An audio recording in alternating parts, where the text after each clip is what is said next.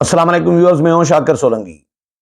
Viewers, बहुत सारे उम्मीदवारों के जो कागजात नामजदगी मुस्तरद हुए हैं, इसकी वजूहात क्या हैं? बहुत सारे लोग बहुत सारे सवालात उठा रहे हैं कि पीटीआई वालों के ज़्यादातर हुए हैं, तो क्यों हुए हैं? ये 9 मई की वजह से हुए हैं, ये इदारों के साथ तसादुम की वजह से हुए हैं, ये इदारों के खिलाफ जो हर्जा सराई पीटीआई ने की, हमले किए, उसकी वजह से इनको फारिग किया जा रहा है। बहुत सारे सवालात और भी उठाए जा रहे हैं, लेकिन पीटीआई से हट के भी हुए हैं। बहुत सारे लोग ये भी डिबेट कर रहे हैं, मुतालबात भी कर रहे हैं कि भाई आरओज़ ने जो इंतखाबी जो कागजात नामजदगी मुस्तरद किए हैं, उसको ओपन किया जाए। मुस्तरद करने की वजूहात क्या हो सकती हैं, उसको ओपन किया जाए, वेबसाइट पर लाया जाए, पब्लिक किया जाए, ताकि अवाम को पता लग सके कि फ़लाँ उम्मीदवार के कागजात नामजदगी क्यों मुस्तरद हुए। क्योंकि ये बहरहाल अवामी नुमाइंदे तो हैं, इनके वोटर्स तो हैं, इनके हामी तो हैं, तो उनकी ख्वाहिश ये है कि पता चले कि मेरे कैंडिडेट के कागजात नामजदगी क्यों मुस्तरद हुए।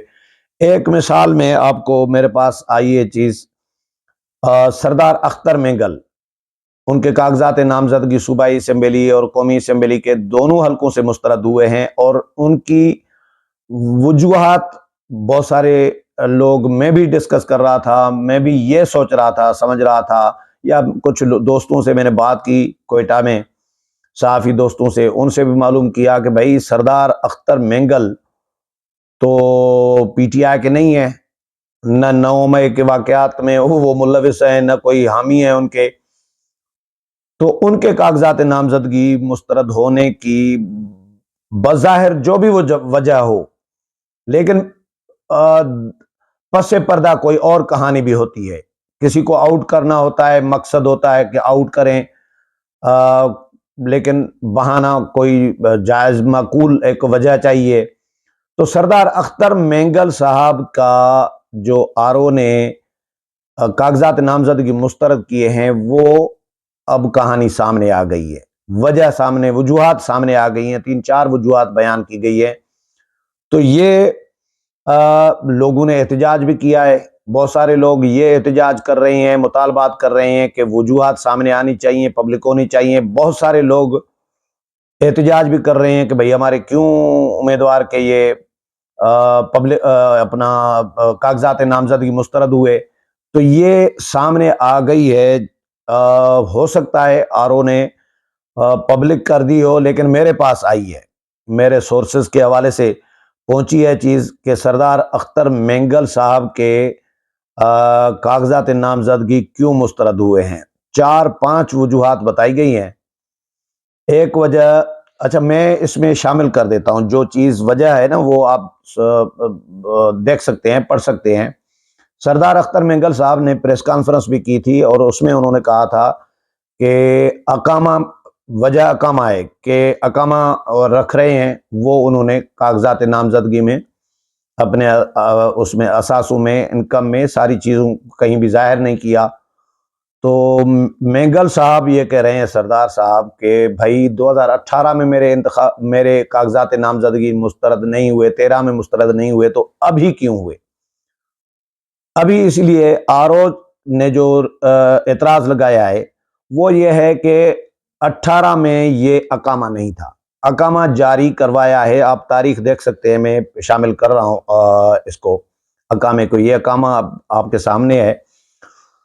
तो अकामा 2021, अक्टूबर 2021 में जारी हुआ है, और इसका दौरानिया है अक्टूबर 2024 तक, 22, 23, 24, यानी 3 साल का। जब 21 को जारी हुआ अक्टूबर में, तो फिर 18 को इंतखाबा कागजात नामजदगी क्यों कर मुस्तरद होने थे? फिर तो ये बनता ही नहीं कि 2018 में, जब 18 में अकामा था ही नहीं सरदार साहब के पास। तो एक वजह यह है कि वो ये मुअस्सर होगा 2024 तक, 21 से 24, अक्टूबर 21, अक्टूबर 24 तक। दूसरा, अकामा जो है اقامہ دستاویزات کے مطابق سردار اختر مینگل صاحب دبئی میں ایک اماراتی شہری کے مینیجر ہیں۔ اختر مینگل صاحب نے کاغذات نامزدگی میں اپنا اقامہ، آمدن اور ملازمت ظاہر نہیں کی، یہ ریٹرننگ افسر نے فیصلہ دیا ہے۔ مذکورہ معاملے کی درخواست میں سپریم کورٹ احکامات بھی منسلک کیے گئے ہیں۔ یہ آر او نے تحریری جو فیصلہ دیا ہے، آئینی تقاضا جات کے مطابق سردار اختر مینگل عوامی عہدہ رکھنے کے اہل نہیں ہے۔ اب یہ فیصلہ ہے۔ اس کے بعد سردار اختر مینگل صاحب نے آر او کے فیصلے کو ایڈوکیٹ ساجد ترین ہے، محمد ساجد ترین، ان کے ذریعے چیلنج بھی کر رکھا ہے۔ تو آپ یہ اقامہ بھی آپ نے دیکھ لیا، تو یہ سردار صاحب کو میرا خیال ہے کہ یہ ظاہر کرنا چاہیے تھا، تاکہ ان کے کاغذات نامزدگی مسترد ہونے کی کوئی وجہ نہیں بنتی۔ لیکن پاکستان میں ہم نے یہ دیکھا ہے کہ جس کو آؤٹ کرنا ہوتا ہے، جس کو ادارے آؤٹ کرنا چاہ رہے ہوتے ہیں، تو اسی کی ہی چیزیں نکال کے آتی ہیں۔ اس طرح کے اقامے اور چیزیں بہت سارے اور لوگوں کی بھی ہوں گی، لیکن ہو سکتا ہے ان کے کاغذات نامزدگی مسترد نہ کرنے ہوں، اسی لیے ان کے سامنے نہیں لائی جا رہی ہوتی۔ اس طرح ہوتا ہے پاکستان میں، یہ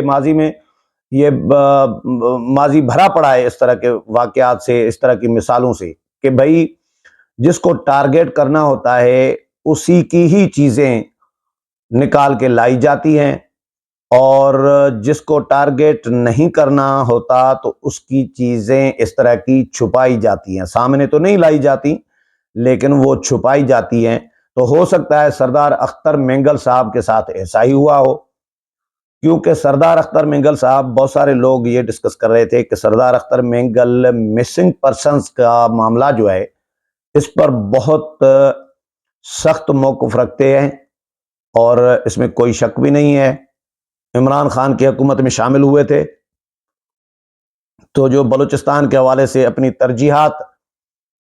ترجیحاتی لسٹ دی تھی عمران خان کو، تو اس میں سر فہرست جو تھا وہ مسنگ پرسنز کا معاملہ تھا، لاپتہ افراد کا معاملہ تھا، کہ بلوچستان سے جو لاپتہ کیے گئے ہیں لوگ، ان کو فوری طور پر بازیاب کیا جائے گا، رہا کر دیا جائے گا۔ یہ سردار اختر مینگل کا سر فہرست مطالبہ تھا۔ اور پھر جب حکومت میں شامل ہوئے تو کچھ لوگ انہوں نے بازیاب بھی کرائے تھے، کچھ نہیں بلکہ سینکڑوں لوگ یا درجنوں لوگ انہوں نے بازیاب کرائے تھے، اور وہ فگر مجھے پراپر تو نہیں ہے میرے پاس، لیکن ہے تعداد، بڑی اچھی خاصی تعداد ہے جو انہوں نے بازیاب کرائے تھے، انہوں نے اپنے مطالبات منوائے تھے۔